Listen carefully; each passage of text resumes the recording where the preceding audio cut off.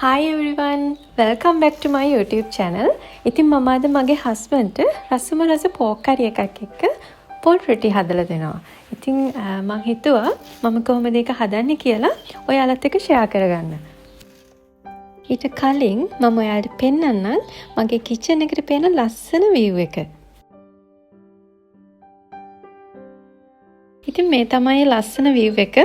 හැමතැනම කොළ පාටයි. මම ගොඩාක් ආසයි මේ view එකට. මේ තමයි මම හදපු පොල් රොටි සහ පෝක් කරි එක. මේක ගොඩක් රසයි. ඉතින් මං හිතුවා ඔයාලත් එක්ක ෂෙයා කරගන්න මම කොහොමද මේ පෝක් කරි එක හදන්නේ කියලා.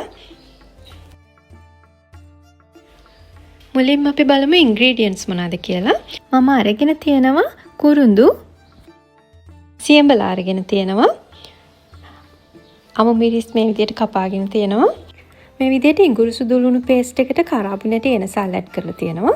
රම්පේ අරගෙන තියෙනවා, කරපිංචා, ලුණු සහ සේර අරගෙන තියෙනවා.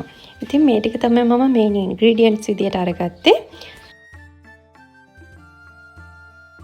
ඊළඟට පෝක් ටික මම කපලා සෝදලා අරගෙන තියෙනවා.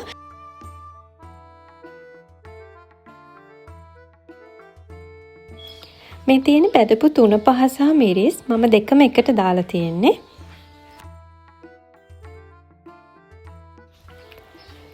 ඊට පස්සේ මම පෝක් ටික මැරිනේට් කරන්න හදන්නේ. මුලින්ම මම ලුණු ටිකක් ඇඩ් කරනවා. ඊට පස්සේ කහ ඇඩ් කරනවා. මේ විදිහට මම බෙදපු 3-5 සහ මිරිස් ඇඩ් කරගන්නවා. මම අද චුට්ටක් මේක සැරට හදන්න හිතුවා. ඉතින් ඔයාලා කැමති ප්‍රමාණයට මේකට මිරිස් එකතු කරගන්න. ඊට පස්සේ මේ විදිහට මේ ටික හොඳට කලවම් කරගන්නවා. අපිට මේක අතින් කලවම් කරගන්නත් පුළුවන්. ඉතින් මම අද මේකට හැන්දක් පාවිච්චි කරා.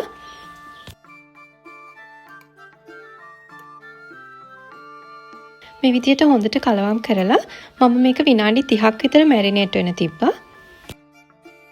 ඊට පස්සේ මම පෑන් එකක් ලිපේ තියලා ඒකට තෙල් ටිකක් ඇඩ් කරගත්තා. මුලින්ම මම අර හදාගත්තු ඉඟුරු සුදුලුණු පේස්ට් එක දැම්මා. මම ඒකටම එනසල් සහ කරාබු නැටි දාලා තිබ්බේ. මේ වෙලාවට ගින්දර ගොඩක් අඩුවෙන් තියාගන්න ඕනේ. ඊට පස්සේ කුරුඳු පොතු මේ විදිහට දැම්මා. සේර එකතු කරා.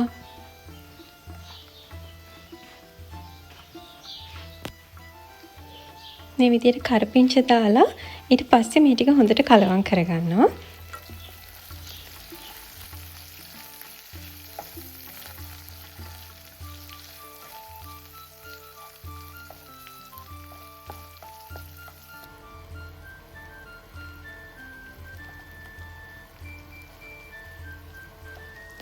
මේ විදිහට කපාගත්තු ලුණු ටික ඇඩ් කරනවා.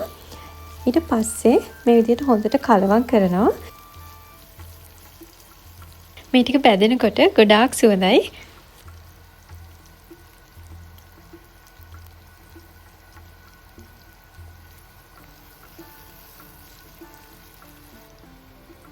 ඊට පස්සේ මම අමු මිරිස් එකතු කරා.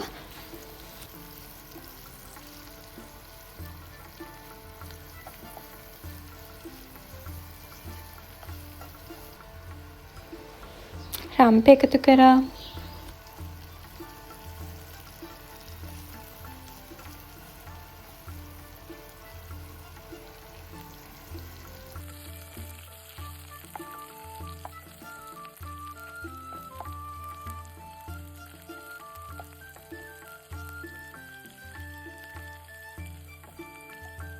ඉඟුරු සුදුලුණු ටික මේ විදිහට බැදලා තියෙනකොට මේ පාට තියෙනකොට මැරිනේට් කරගත්තු පෝක් ටික එකතු කරනවා.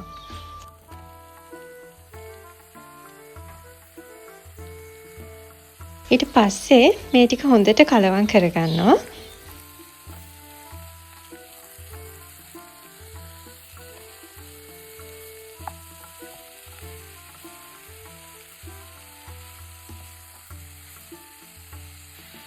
මම මේක විනාඩි 5ක් විතර වහන්නේ නැතුව තියෙනවා. ගින්දර ගොඩක් වැඩි කරගන්නේ නැහැ.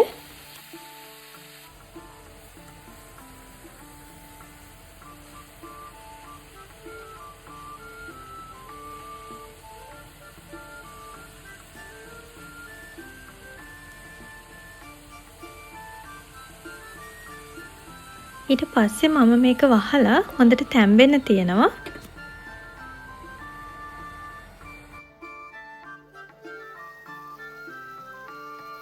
විනාඩි 10කට විතර පස්සේ මේ විදිහට ඇරලා බැලුවා.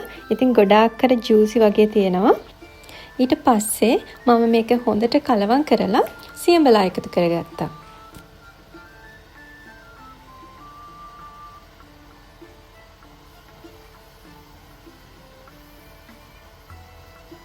ඔයාලට පේනව නේද මේ පෝක් කෑලි වලට හොඳට මිරිස් 3-5 එකතු වෙලා තියෙනවා සහ අර තෙල් වලින් හොඳට පෝක් කෑලි බැදිලා තියෙනවා.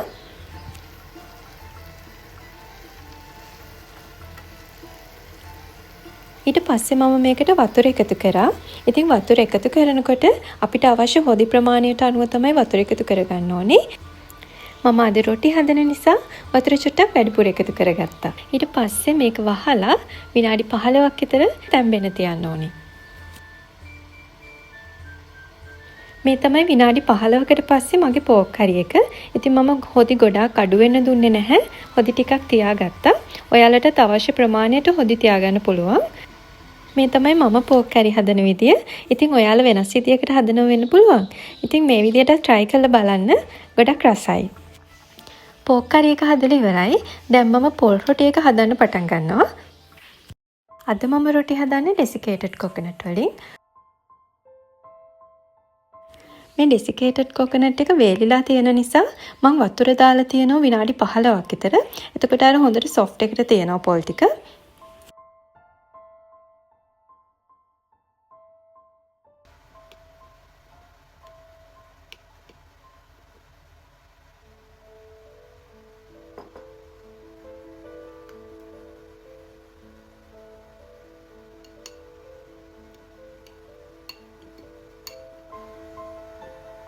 දැන් මේ විනාඩි 15කට විතර පස්සේ පොල් ටික හොඳට soft වෙලා තියෙනවා. මම දැන් ඒ ටික ලොකු බෝල් එකකට ඇඩ් කරලා රොටි හදන්න පටන් ගන්නවා.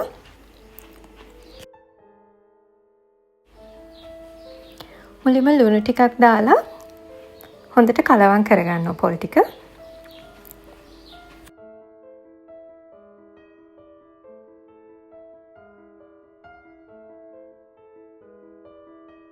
ඊට පස්සේ මේ විදිහට පිටි එකතු කරගන්නවා.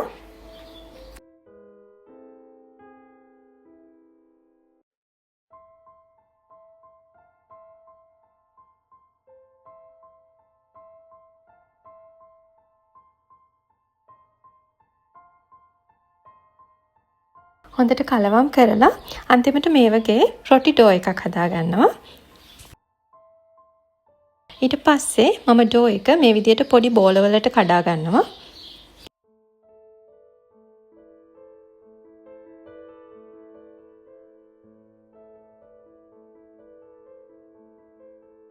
මේ විදිහට තෙල් ටිකක් දාලා හොඳට බෝල ටික හදා ගන්නවා.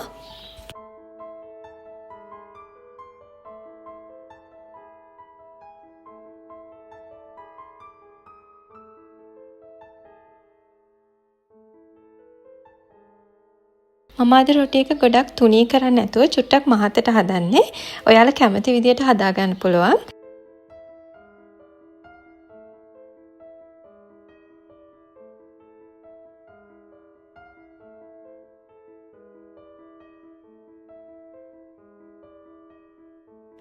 මේ විදියට පෑන් එකක් ලිපේ තියලා මම පළවෙනි රොටි එක හදද්දි බටර් චුට්ටක් ඇඩ් කරා.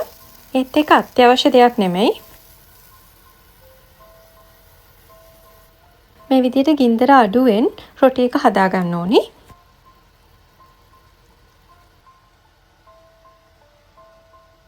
ඊට පස්සේ මම රොටි එක අනිත් පැත්ත හරවගත්තා. ඔයාලට පේනව නේද මේක චුට්ටක් කහ පාටයි වගේ. ඒ මම බටර් ඇඩ් කරපු නිසා. ඉතින් ඔයාලට මේක සුදු පාටට වගේ ඕනේ නම් බටර් ඇඩ් කරන්න එපා. මේ තමයි මම හදාගත්තු පෝක් කරි එක සහ පොල් රොටි. ඉතින් මේක හරිම රසයි. උණුවෙන් කද්දි තවත් රසයි. මේ පෝක් කරි එක ගොඩාක් රසට තිබ්බා. ඉතින් මම හැදුවේ මේක අපිට හවසට කන්න. ඔයාලත් හදලා කොහොමද මේකේ රස කියලා මට කියන්න.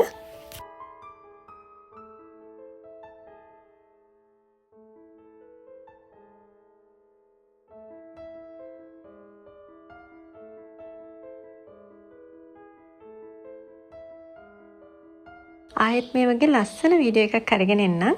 පරිස්සමෙන් ඉන්න.